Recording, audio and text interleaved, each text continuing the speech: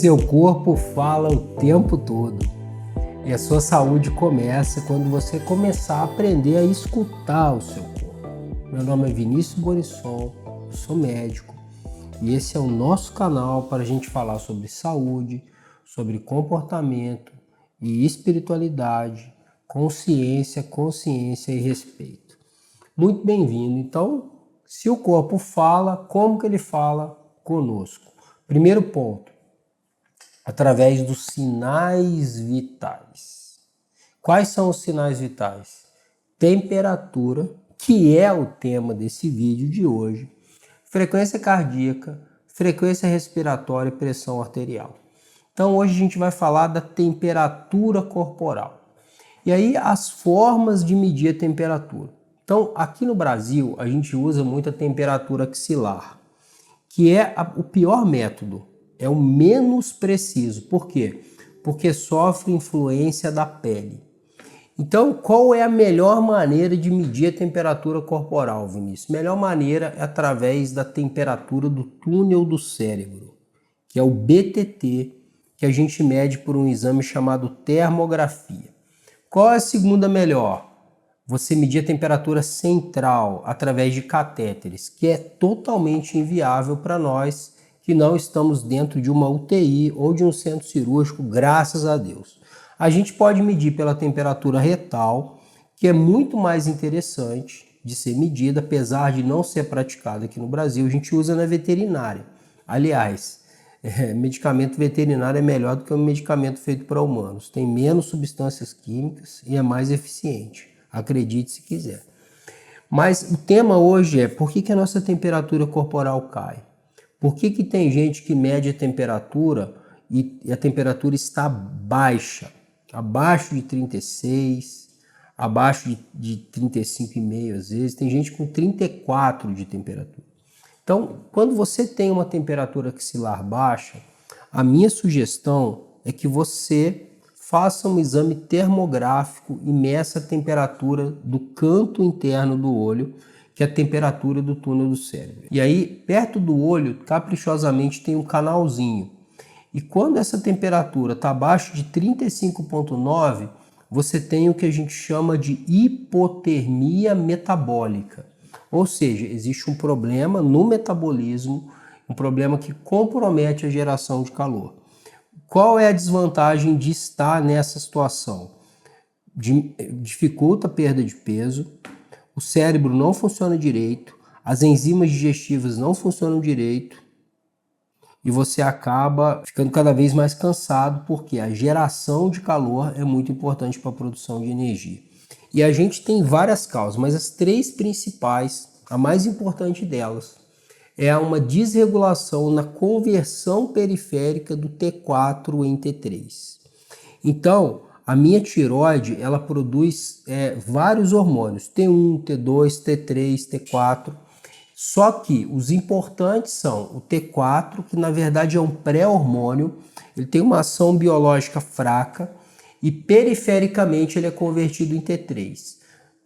80% é produzido na periferia e 20% é produzido na tireoide. O T3 é o hormônio mais eficiente, é o hormônio ativo.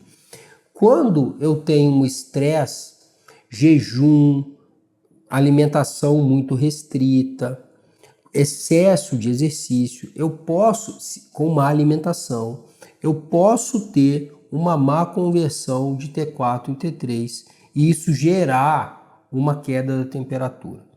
A gente conduziu um trabalho que ainda não foi publicado, onde metade das pessoas que a gente mediu a temperatura do cérebro estavam com a temperatura abaixo de 35,9, que é o limite da normalidade quando a gente fala de temperatura do cérebro. Os valores de normalidade. Temperatura axilar é o menos fidedigno. O valor normal, 36, abaixo de 36 eu tenho hipotermia. Eu posso medir a temperatura retal e também interessante a temperatura oral, que eu esqueci de falar no início, que o alterado é abaixo de 36,3. E a temperatura retal, 36,6. O ideal mesmo é a temperatura central.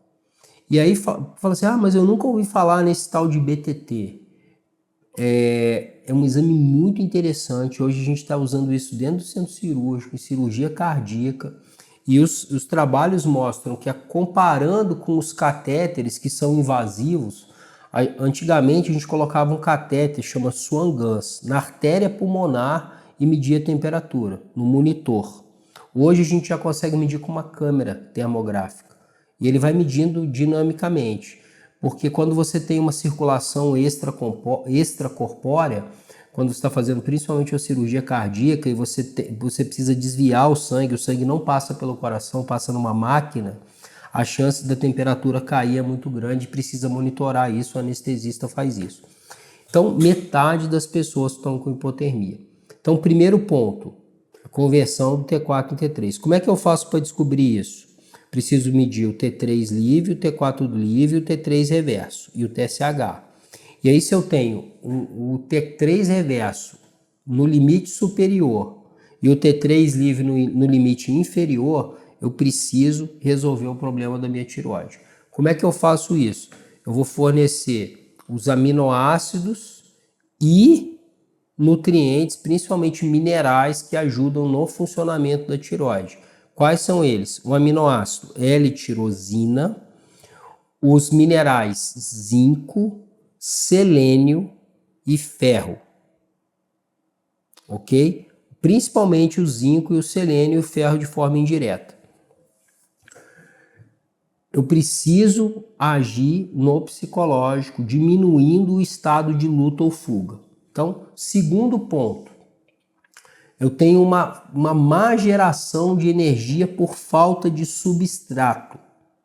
São pessoas que têm má digestão, má absorção, estão perdendo peso, estão em catabolismo. Então, se eu estou no estado catabólico, perdendo peso, em catabolismo, eu tenho uma chance de ter o problema da diminuição do T3 livre e aumento do T3 reverso, com diminuição da geração de calor, e aí eu tenho uma depleção das minhas reservas energéticas, principalmente de glicogênio, fosfocreatina. Então eu fico extremamente cansado e o meu corpo fica com a temperatura baixa. Um outro problema é o hipoadrenalismo, que é o que chama de fadiga adrenal ou insuficiência adrenal. Agora o termo mais correto é disfunção do eixo HPA. Então eu tenho uma menor produção dos hormônios adrenérgicos e isso faz com que eu tenha menos geração de calor, esse mais raro. E o uso de alguns medicamentos, principalmente os medicamentos beta-bloqueadores, que são usados na insuficiência cardíaca e para pressão arterial. Então eu tenho um bloqueio do sistema beta-adrenérgico. Então é muito parecido com o item anterior. O importante para vocês é entender o que? A má alimentação, o jejum prolongado. Doutor Vinícius, mas você não fala que o jejum é bom? Eu falo, jejum é bom, mas na janela de alimentação precisa comer comida de Deus, proteína de alto valor biológico, o corpo relaxar. Tem gente que faz jejum e quando come fandangos, come pão com margarina e café com leite e açúcar.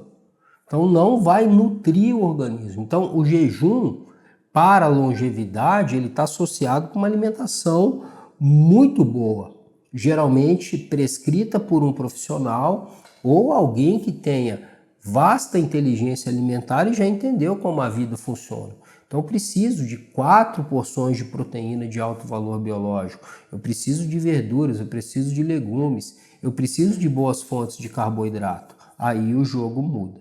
Então, se você está com a temperatura axilar abaixo de 36 e principalmente a temperatura do túnel do cérebro abaixo de 35,9, procure um bom profissional para que possa te ajudar a reverter esse processo. O que você vai ganhar com isso? Vai ter mais energia, vai perder peso, vai funcionar melhor, principalmente o quê? O sistema nervoso central, as enzimas corporais, enzimas digestivas, enzimas celulares. Por quê?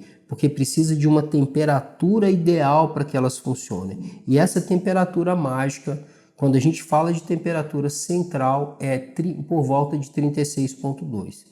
Por que a temperatura periférica é ruim? Porque existem várias situações, vasoconstricção, frio, calor, que podem atrapalhar as medições. Então, qual é a melhor maneira de medir a temperatura corporal? Temperatura do túnel do cérebro. Uma outra boa, temperatura oral, sublingual e temperatura retal. A temperatura axilar que a gente usa é a pior de todas, mas pode ser, por ser confortável, por ser mais fácil, pode ser um bom exame de triagem. Se der abaixo de 36, você corre atrás e vai fazer essas outras.